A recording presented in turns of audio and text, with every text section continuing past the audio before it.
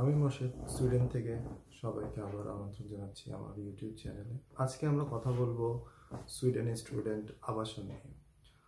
দেখা যাচ্ছে যে এখন সব স্টুডেন্টরাই কম বেশি ভিসার ডিসিশন পেয়ে গেছেন, কেউ কেউ ইউটি কার্ড পেয়ে গেছেন, কেউ কেউ ইউটি কার্ডের জন্য ওয়েট করছেন।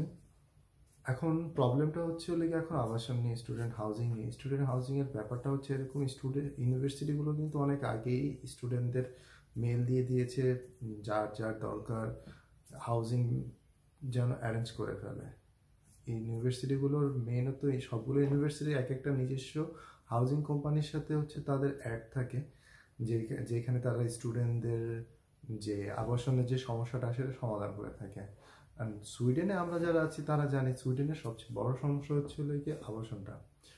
দেখা যাচ্ছে যে আমরা যারা আছি, প্রথমে যারা এসেছি প্রথম দিকে, আজ থেকে 2 থেকে 3 বছর আগে, তারাও যে এই সমস্যাটা ফেস করেছি, আজকে এবার যারা আসতেছে তারাও সেম সমস্যাটাই ফেস করবে। এখন বুদ্ধিমানের কাজ হচ্ছে ইউনিভার্সিটির যেসব স্টুডেন্ট হাউজিং কোম্পানিগুলো আছে, ফার্স্টে যারা আসতেছি আমরা নতুন, তাদের অবশ্যই উচিত সেসব কোম্পানি থেকে গিয়ে স্টুডেন্ট হাউজিংগুলো গিয়ে বুক করে ফেলা।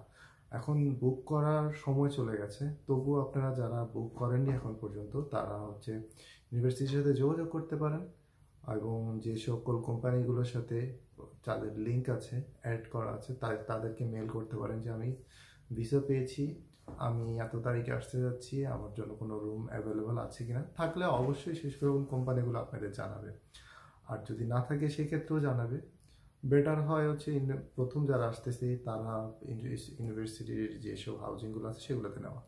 এখন যারা না পাচ্ছি তাদের করণীয় কি, তারা করতে পারেন আমাদের যেখানে এক্সিস্টিং যেসব স্টুডেন্টগুলো আছে সেই সকল স্টুডেন্ট বড় ভাইদের সাথে যোগাযোগ করতে পারেন। কারণ এখানে সুইডেনের অধিকাংশই আমরা যারা আছি, দেখা যাচ্ছে যে স্টুডেন্ট হাউজিংয়ে যারা আছি তারা রুম শেয়ার করে থাকি। রুম শেয়ার করে থাকলে ব্যাপারটা হয় এরকম যে কস্টটা অনেক কমে আসে। দেখা যাচ্ছে একটা রুমের ভাড়া 2500 ক্রোনা থেকে শুরু করে 3500 5000 ক্রোনা পর্যন্ত আছে। যদি আমরা যেহেতু আমরা প্রথম যারা আসতেছি, তাদের টাকার কিছু সমস্যা থাকে, সবাই চায় একটু লো কস্টের মধ্যে কীভাবে থাকা যায়। লো কস্টের মধ্যে একটাই, আপনারা এক্সিস্টিং যেসব স্টুডেন্ট বড় হয়ে আছে তাদের সাথে কন্ট্যাক্ট করুন, তাদের কোনো রুম অথবা কোনো সিট খালি আছে কিনা। যদি তা না হয়, এবার যারা ভর্তি হচ্ছে সেই সকল স্টুডেন্টদের সাথে যোগাযোগ করুন, কেউ বাসা পেয়েছে কিনা, সে রুম শেয়ার করে থাকবে কিনা।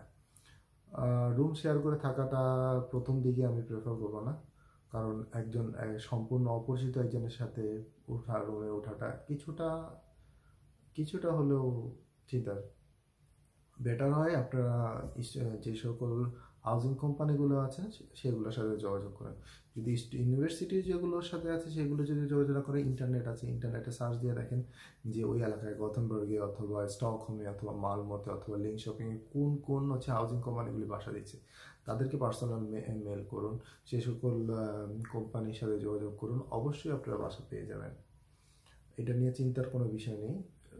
আর যদি একেবারে সময় শেষ হয়ে যায় আসার সময়, তখন করতে পারেন এয়ারবিএনবি অথবা যে সকল অনলাইন ইয়াগুলো আছে, হাউজিং যারা ডে ওয়াইজ রুম ভাড়া দেয় হোটেলের মতো, সেগুলোর সাথে যোগাযোগ করে আসতে পারেন। এসে এরপর এখানে খুঁজে, বাট এটা আমি প্রেফার করবো না। প্রেফার করবো অবশ্যই আপনার ইউনিভার্সিটি যে সকল স্টুডেন্ট হাউজিংগুলো আছে সেগুলোতে ওঠার প্রথমে বাইরের দিকে চিন্তা না করাই বেটার।